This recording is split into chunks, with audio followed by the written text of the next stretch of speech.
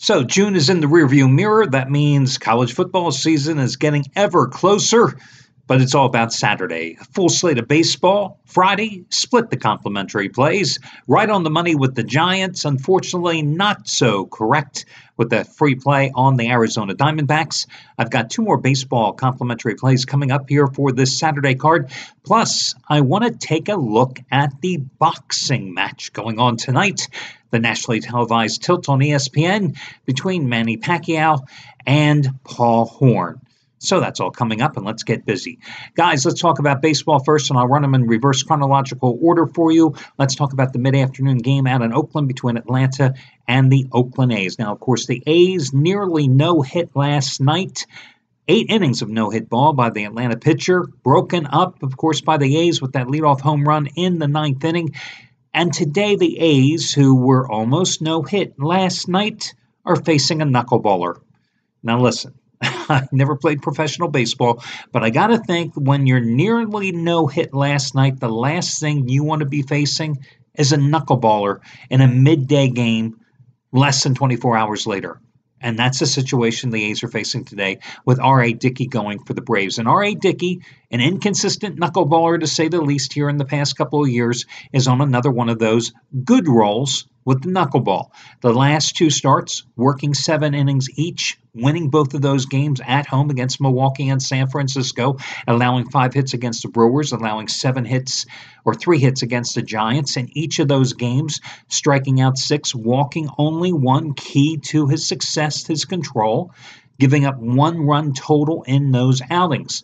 And the A's are calling up a 23-year-old rookie right-hander for his major league debut, Paul Blackburn, for this start. And the added pressure in this particular case is the fact that Blackburn, not only making his major league debut, but also hails from a town about 45 miles east of Oakland, Brentwood, California.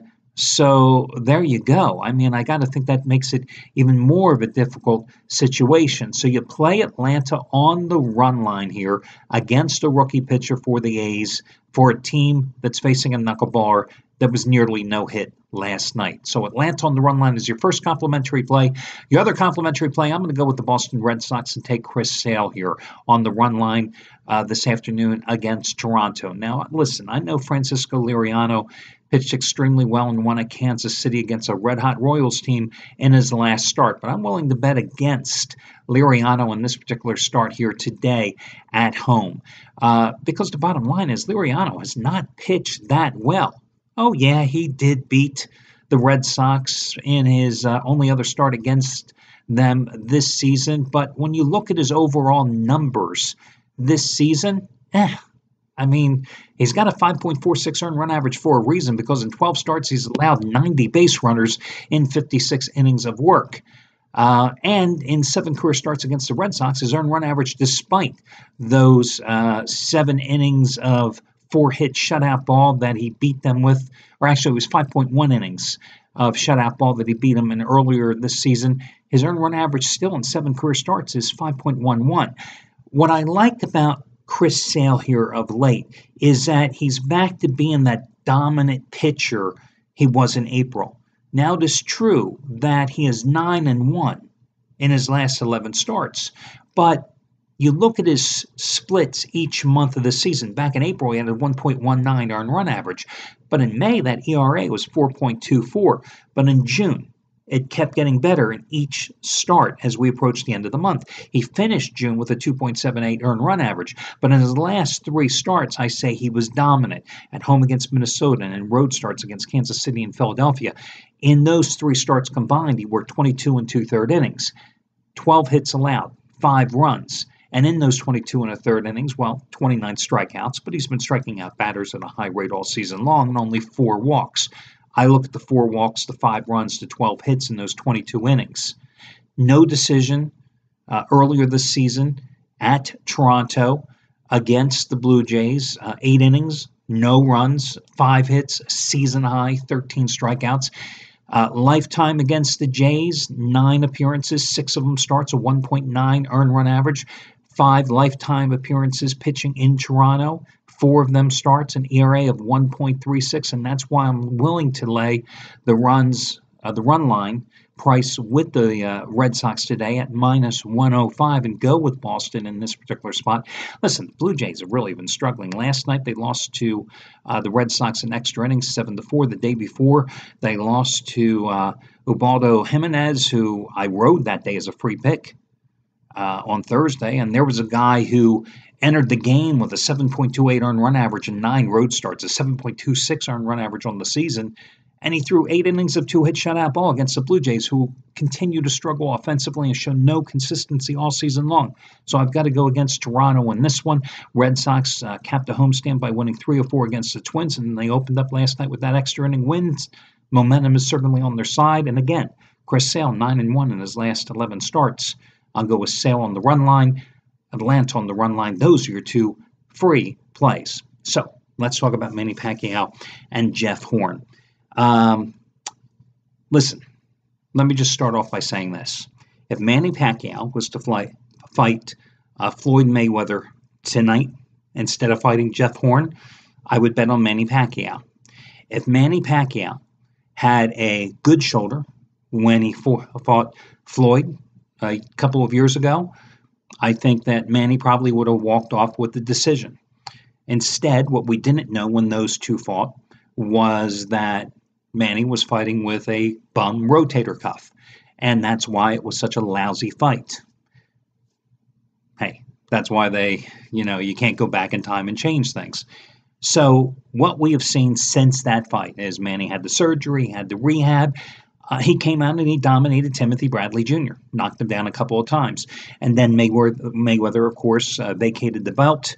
And then he fought Jesse Vargas, a much younger Jesse Vargas, knocked him down 1, dominated that fight, took the decision, won the WBO welterweight title. And now, here we go. And he's going to be fighting a guy tonight in Australia, Jeff Horn, an Australian, on his home land for his title at stake.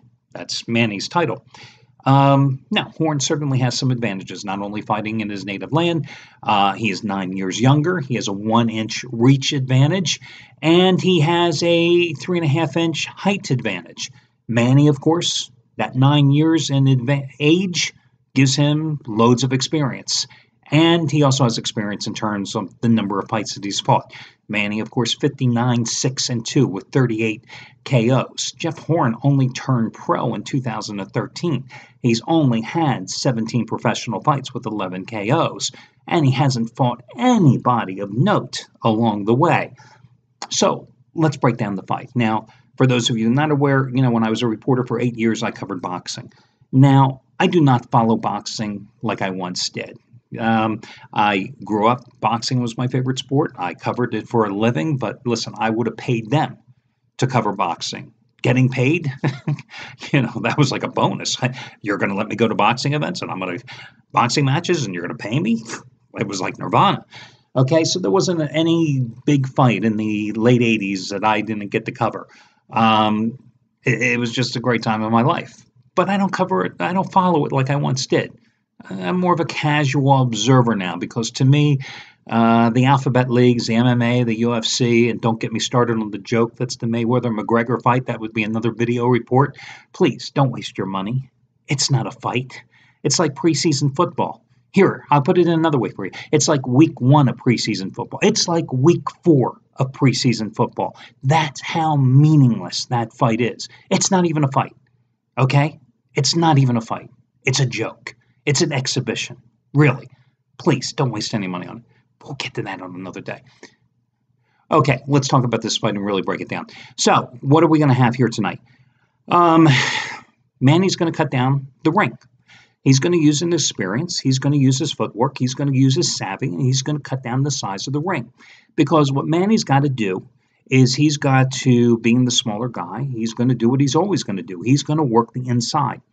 And that's going to be his advantage, his tactical advantage here tonight in the ring. And naturally, Horn is going to want to use that 3.5-inch reach advantage and use his jab and stay to the outside and try to pepper the smaller man with the jab and rack up points. Listen, if I'm the guy and I'm bigger, that's what I want to do. I want to rack up the points and use that jab and use my size to take advantage of the scoring. The other thing Manny's going to do is what he's done in his entire career. He's going to want to throw punches in great volume. And he likes to throw them not only in great volume, but in many little, what's that word I'm looking for? Little like flurries. But the thing that you have to wonder here is Manny dedicated to this fight? He's a politician now.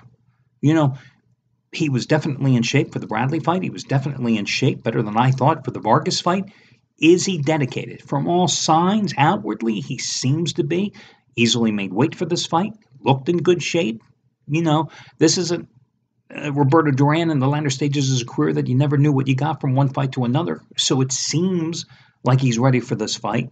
And that's going to be key because, again, he's got to be able to throw punches in groups. He's got to be able to work inside. He's going to have to trade taking that jab to work inside. And the other thing that he has an advantage, he's a southpaw. And southpaws are always going to give bigger guys a problem and inexperienced guys a problem as well. What Horn has for his advantage is, listen, when you're fighting on your home turf and you're halfway around the world, even though Manny's fought all throughout this world during his long, illustrious career, you never know what the damn judges are going to do and how these damn judges are going to score the fight. That's the bottom line in boxing. You just never know how the judges are going to go, especially when you're on the other guy's turf, because sometimes the champion doesn't get the benefit of the decision.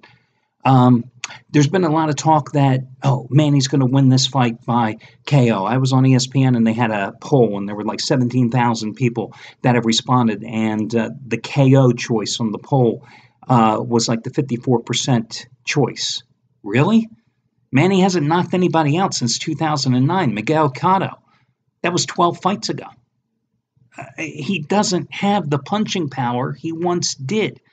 He's not that young anymore. I don't see a knockout here. Yes, Horn's inexperienced, but he is the bigger guy, and Manny doesn't have that knockout power any longer. So I don't see that happening either.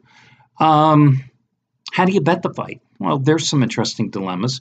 You're not going to bet Manny straight up because are you going to lay 550 to 650? Of course not.